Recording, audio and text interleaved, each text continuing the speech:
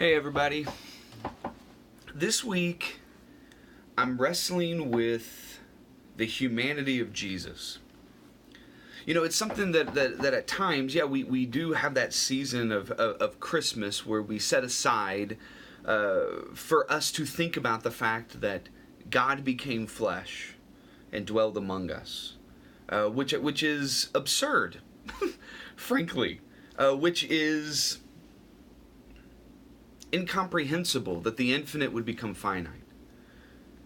But there's a particular aspect of the incarnation that today I want us to focus on. It actually came when I was reading Luke chapter 2. You know, this is the only account in all four Gospels of Jesus as a boy. As a child. This is the one where Jesus is in the temple. You know, his parents, they go to Jerusalem for the Passover. He's 12 years old, which I think that number is quite significant, possibly pointing to the number of completion attached to God's people, the 12 tribes of Israel, the 12 disciples. So Jesus is 12, he is in the temple, and he is teaching the teachers. I mean, he's listening to them and he's asking them questions, but everyone was amazed with his understanding and his answers and even his questions. Then obviously the parents were a little bit upset. You know, I mean, think about that. I mean, oh my goodness, I lost the Son of God. What is the angel going to say? And so they come rushing to Jesus. And then Jesus has this strange question. Why were you searching for me? Well, because you're my child and you're 12. Didn't you know I had to be in my Father's house? I know you like it, but I mean, come on, Jesus. They're parents. But then it's this verse 52. This is the one that stuck out to me this morning. And Jesus grew in wisdom and stature. And Jesus grew in wisdom and stature and in favor with God and man. And here's the thought that crossed my mind that I want to share with you this week, that I'd like for us to wrestle with throughout the week. The thought is this.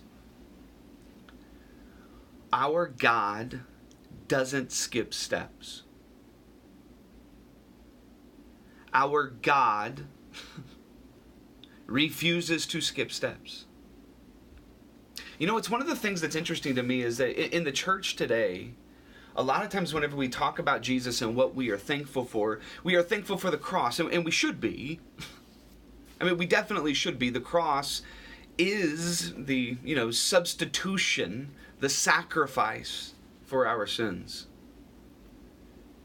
However, God didn't just begin the gospel at the cross. And God didn't begin the gospel, at the resurrection. God didn't skip steps. No, he became flesh. He didn't just dwell among us. He grew in wisdom and in stature and in favor with God and in favor with man.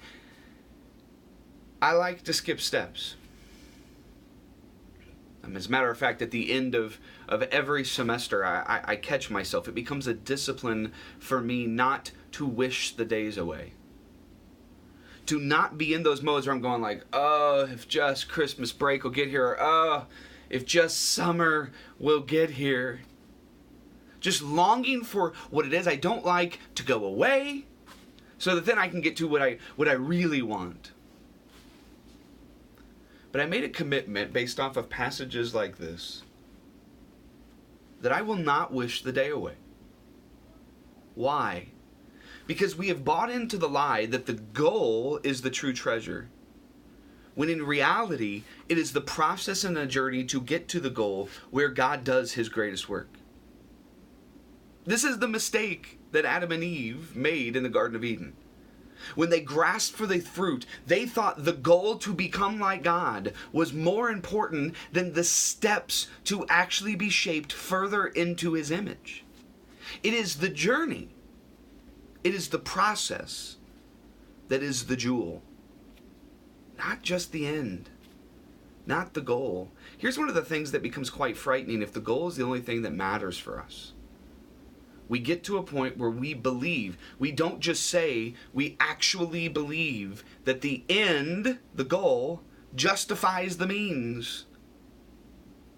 No, I wrote about this in my book. The end never justifies the means. Because the means defines who you are when you get to the end. You see, too often we want to skip steps.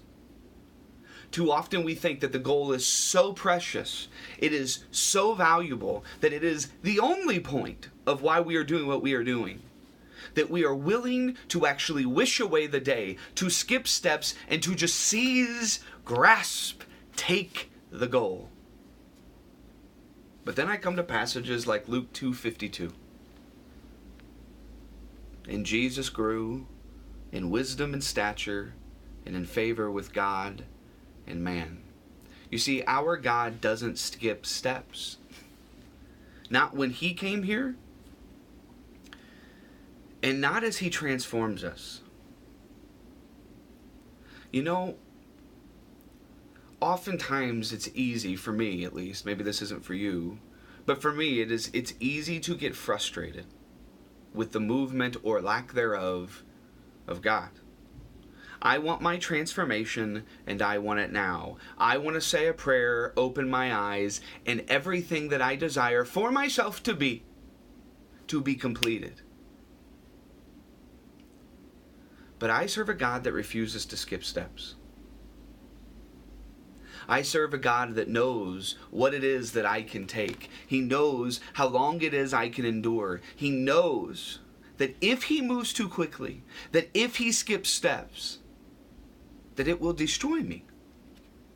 It will devour me. And so he tenderly waits, and what I term an absence, and what I term an abandonment, he tenderly waits, knowing that it is not time to move to the next step. But I become so obsessed with the goal that I not only want to skip steps, I want to wish away the days. Here's my challenge for you this week. As you are wrestling with the Lord, as you are wrestling with your schedule, this week refuse to wish away the day, and instead trust that every day, every moment is so filled with the infinite God that is not just pursuing us, but is transforming us, that each step is where we find the divine, is where we find Jesus, is where we find our God. I love you guys. I'll see you next week.